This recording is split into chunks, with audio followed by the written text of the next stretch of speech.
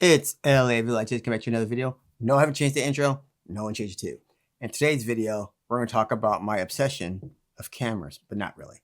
We're going to talk about my A and B cam setup that I have with my Nikon ZRs. Now, me personally, I like having the cameras be the same A and B cam. I know it's not, what's the word I'm looking for, cost effective to do it that way, but I prefer to do it that way because before I got these two cameras to be my A and B cam, I was going to have Nikon Z8. And that is really not cost effective because my Nikon Z8 cost me, like almost $4,000. Was it $3,700? It was a lot of money. It was a lot of money. And I was seriously thinking about getting another Z8 because I just like having two of the same cameras. Because before then I had two Nikon Z6s and I like that setup because everything's the same. I don't have to worry about parts not matching or anything like that. But when the Nikon ZR came out and it was at $2,200, that, made me think, because even for the price of the Z8, I can get two cameras, which is basically what I did. So let's go over my A cam setup, and we'll go over my B cam setup and everything else. So here is my A cam setup. And on the A cam on the front here, it's a variable ND filter. This is a 2 to 5 stop from Polar Pro.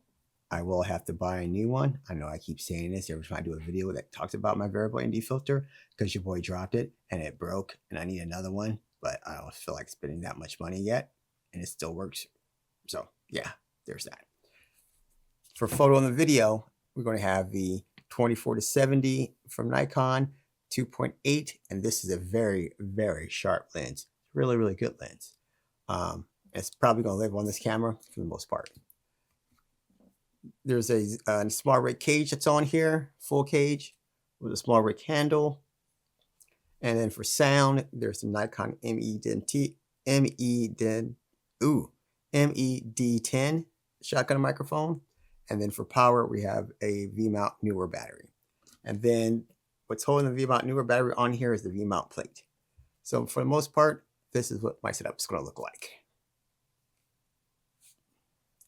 Now for my B cam setup, it's basically going to be just a SmallRig cage. Well, not a full cage, the L-shaped cage, and 85mm 1.8. And that's basically going to be it. I probably will have a mic on here, even though this is a 32-bit internal. I'll probably use the Comica VM40. Now, the 85mm will depend on what kind of room I'm in. If I'm in a room big enough that I can use the 85, then the 85 will stay on. If I'm not in that side, if the room is not conducive for the 85mm, I'll either have to use the 50 or the 35. So basically, when I'm traveling, this was only traveling with as far as cameras and lenses and batteries are concerned. It will be this setup right here.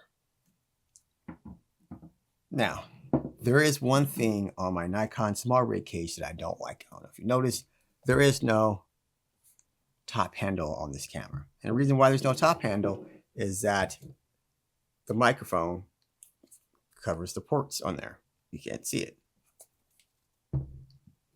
I can't remember the name of the YouTuber I was watching yesterday.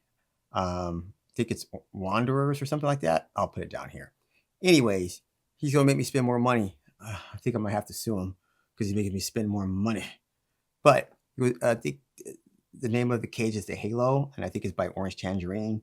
And it solved that problem. So basically what it looks like is that the cage part is right here, and where the camera goes is back here, which means you could put a handle on top and still use the MED10 or any other microphone that you want for the most part. And that's going to be something I think about. However, here's the caveat to that. This SmallRig cage is very affordable. It's not too expensive. I think for both of them, I think I might have paid $200. I think it might have been a little less than that. But the Halo one, just the bare bones one, is $375 or $379, and the more expensive version is $579. Yeah, and I don't know if I want to pay that much money for a cage just yet. So until then, I'll be just using this. So let me know in the comments below about your A and B cam setup. and what you like about yours, or what you think I should improve about mine, or what would you use instead of what I have here. And I will see you in the next one.